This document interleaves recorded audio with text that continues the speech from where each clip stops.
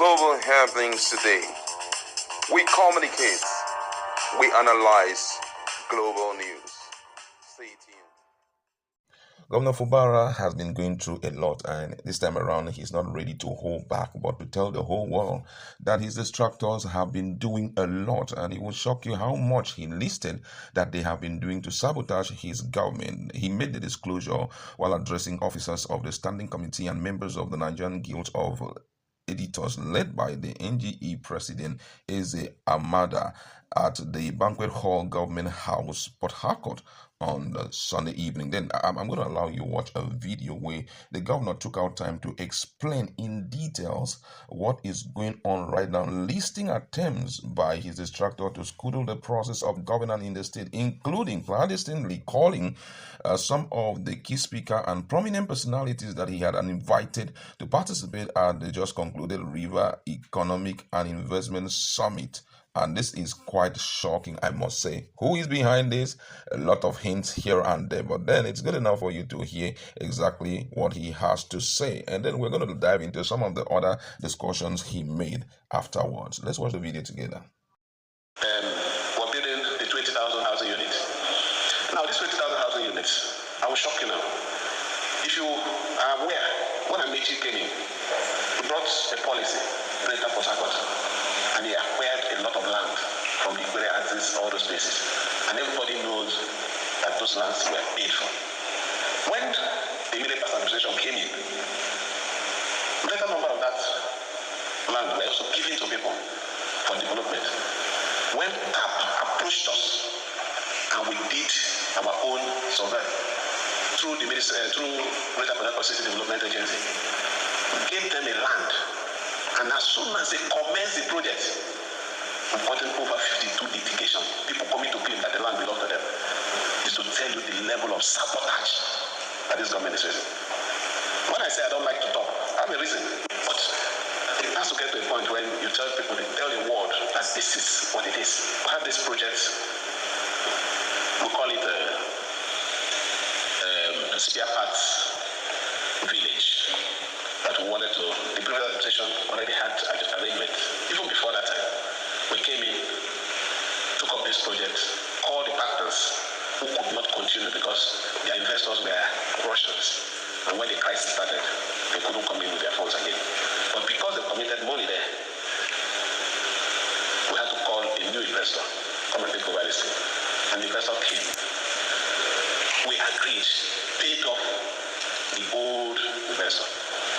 The new man started. You won't believe that people who don't want us to succeed even had to go and call the former investor, ask him to take us to court. But thank God for those of us who still have fear and respect for God. And the man said, am I taking you to court for what? The man called us. We sat, we discussed, and paid us off. What justification do I have? How can I even look at the man? If there's anything this government is suffering, sabotage. Economic summit that we had, every notable speaker that we invited were called. What are you going to do there now? Hey, don't go embarrass me. What are you going to do there? I'm telling you.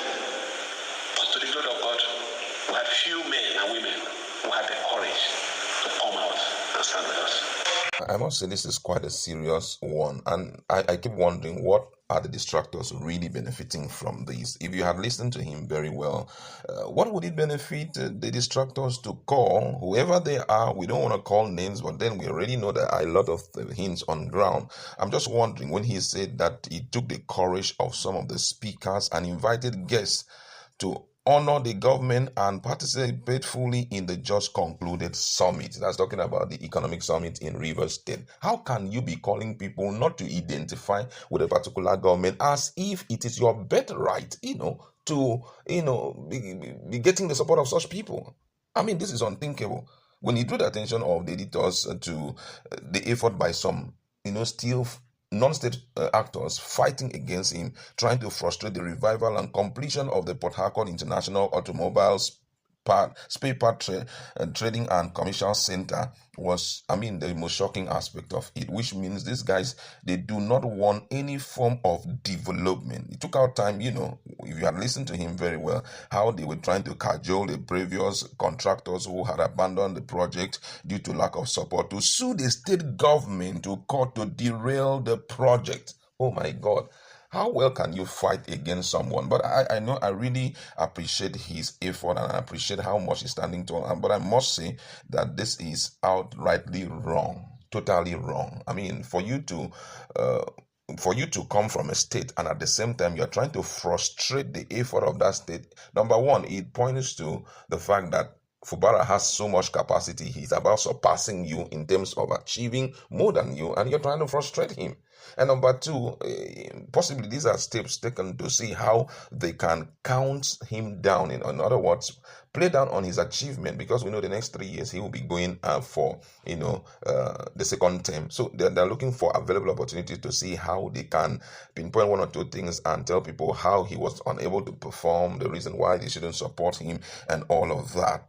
The challenges this man is facing is too enormous, and I feel that at this time that he should go hard on some of them. He also highlighted some of the challenges the government is facing, especially on the construction of 20,000 housing units in some axes, and what has been going on thus far to frustrate the government in that area. Now, the interesting part of it is that how would you be encouraging people that have been paid already? Government have paid them when they secure their land. You're encouraging them to come back and get back more monies from the government, pretending as if they were not paid.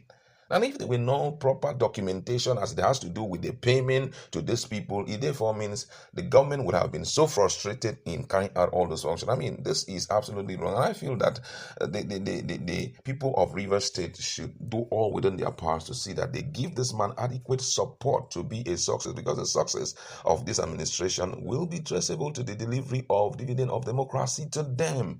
So whatever anyone is trying to do, be rest assured that they are only trying to use you against you. You understand? Because at the end of the day, even if you vote out Governor Fubara or frustrate his effort, it will not stop him collecting his salary. It will not stop him from, enjoying himself, the allowances that are meted out to him. If you frustrate him from carrying out his responsibility, you end up frustrating yourself, frustrating the development of Rivers State, which at the end of the day will cause the state to be backward, and some of the things that they're supposed to do, they won't be able to do it. So I think this particular statement is such that the people of the state should take it serious. They make up their mind to stand by the governor, give him the relevant support so that he can come out successful at the end of the day. And those who are distracted, we have to understand no one has the state as his birthright. No one has leadership in the state as his birthright.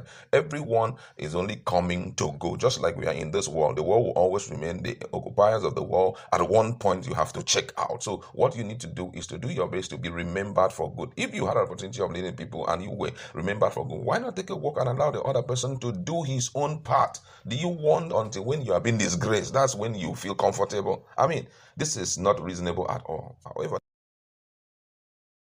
global happenings today.